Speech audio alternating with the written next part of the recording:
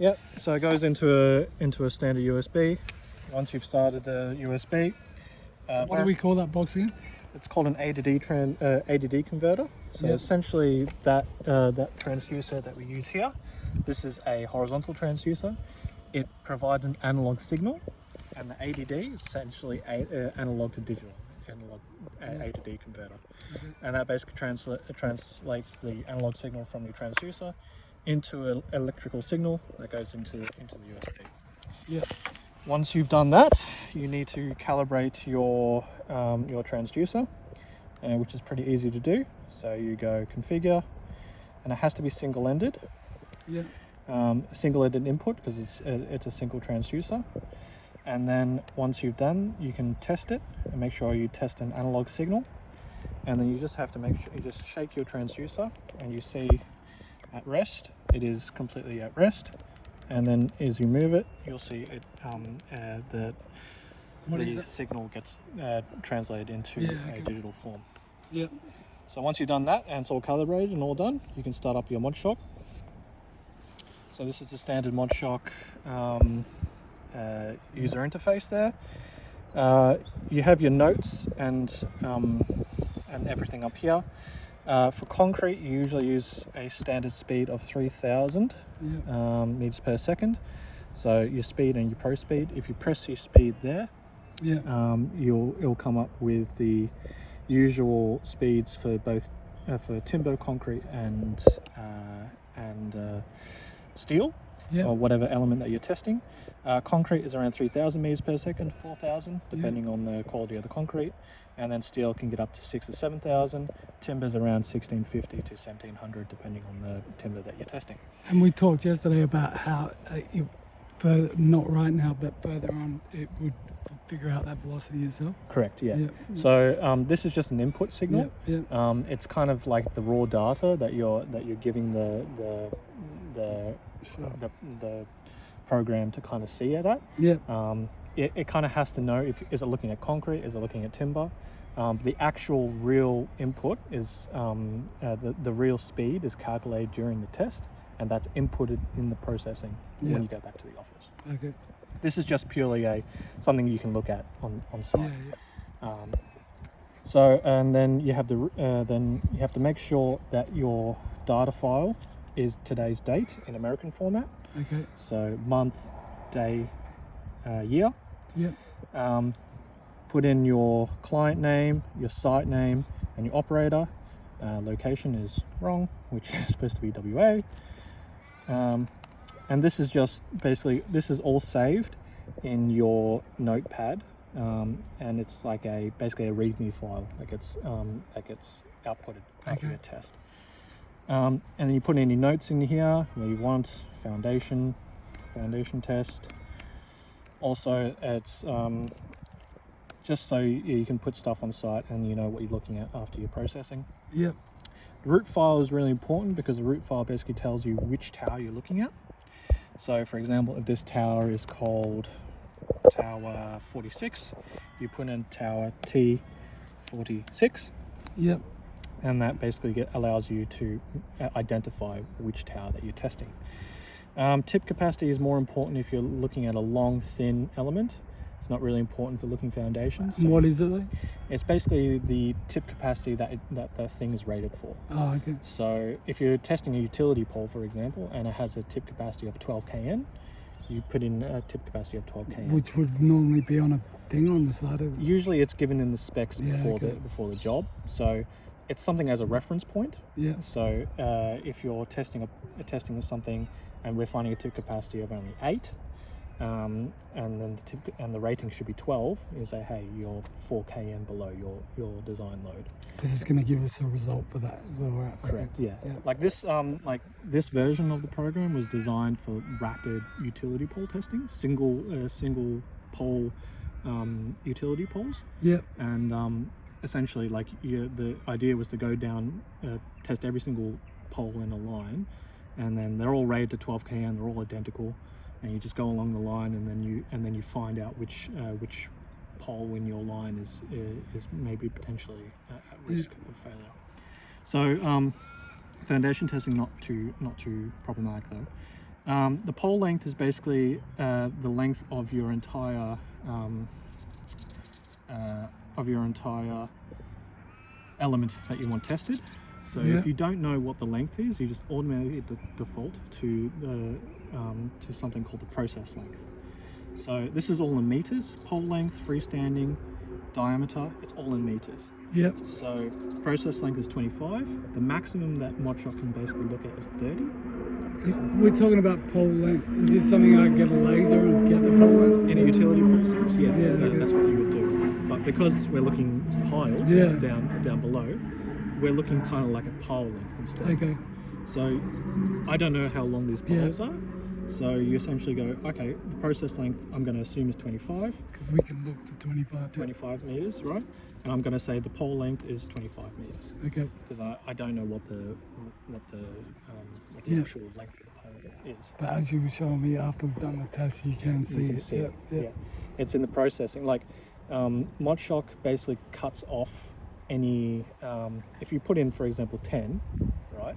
And your pile is actually 15 meters, it will cut it off at 10. Okay. So you have to make sure it's always Bigger, longer. Okay. If you don't know and you're unsure, always go longer than what you think it is. Yeah.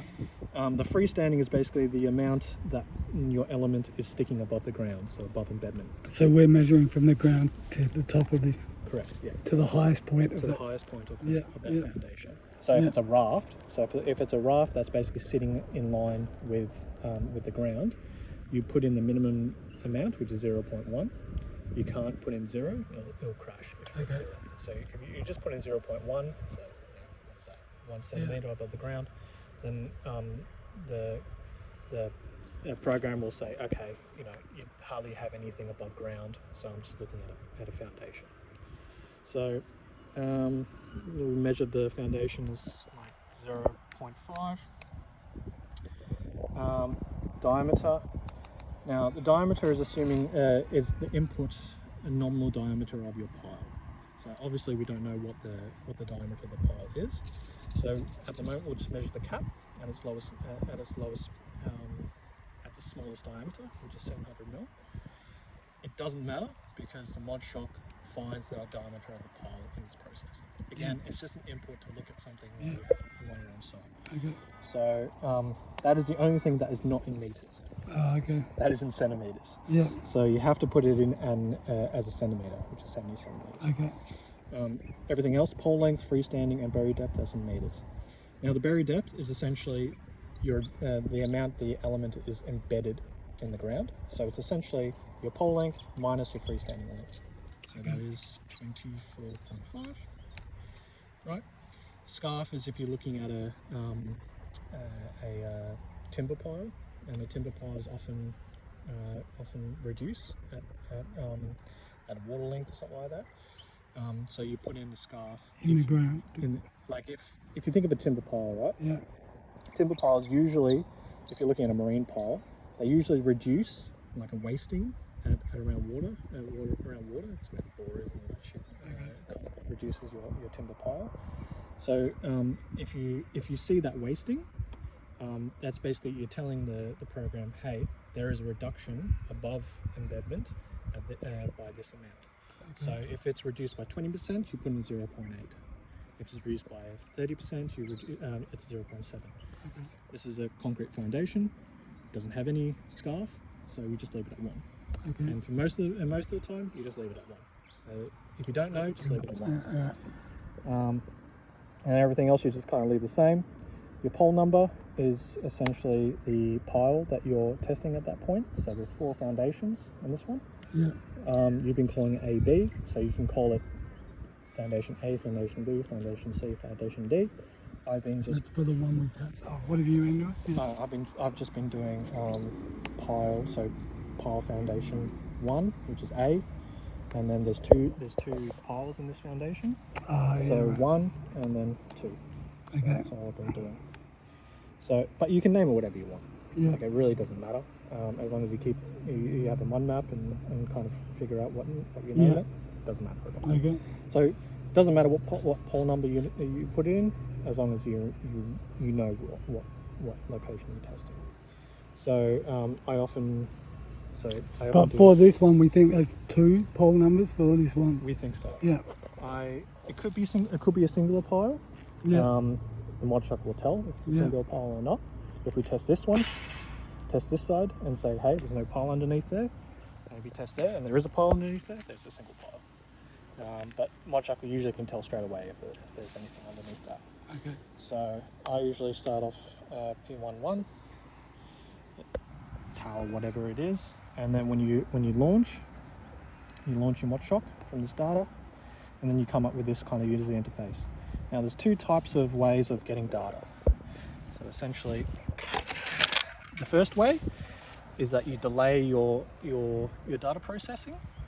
So if you say delay get data by Okay. 5 seconds, Yeah. and you can change that to 5, 10, 15. So you could do it whatever. on your own. Yeah, Yeah. exactly.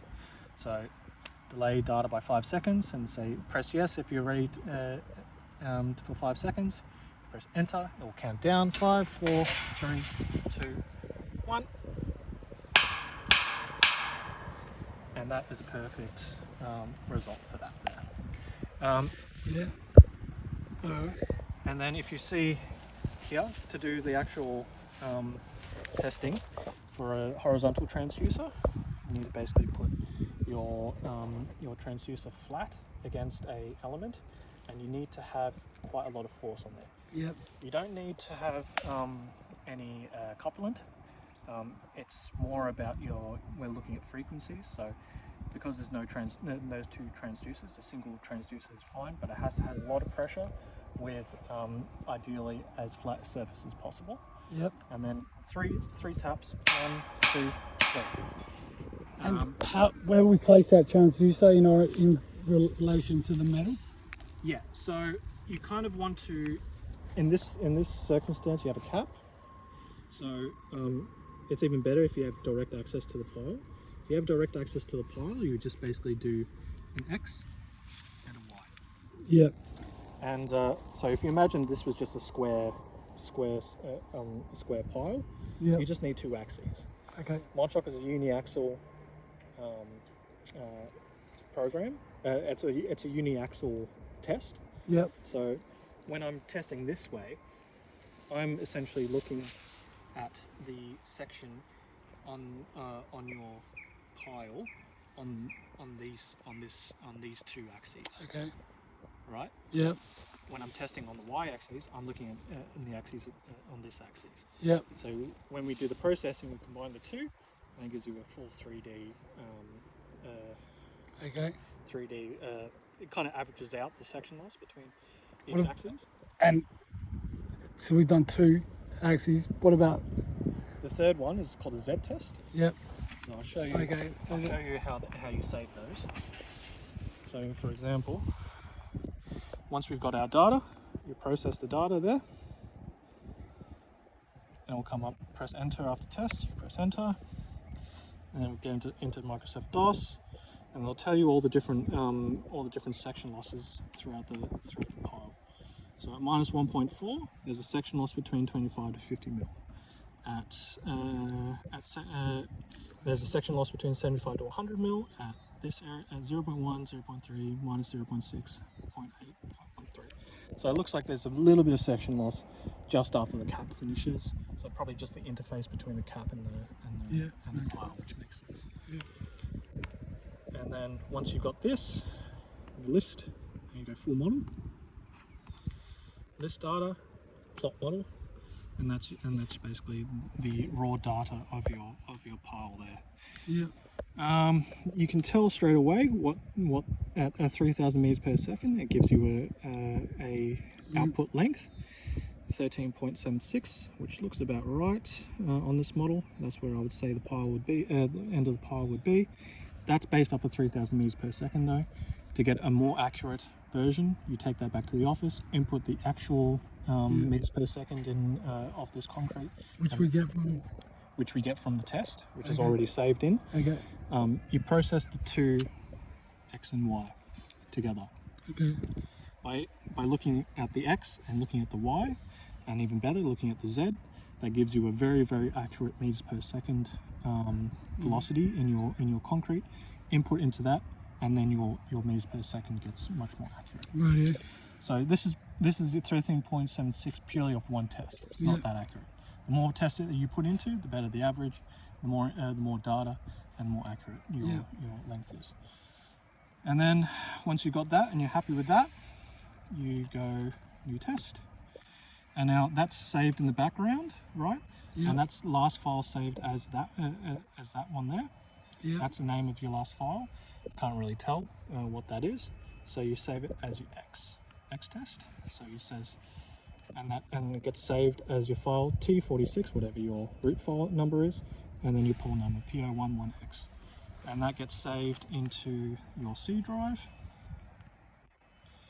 So in your C drive, you'll see that ModShock automatically opens up a new folder under today's date in US format. And then you see you got all the raw files here, so as a backup. And then you got your print files, and then you have your T45, T46, P01X, and that gets saved. And then that is the file that you use to process. Okay. So once you're all done with the testing, you continue on with your piles, test everything, you zip it up, send it to us, and then we process it.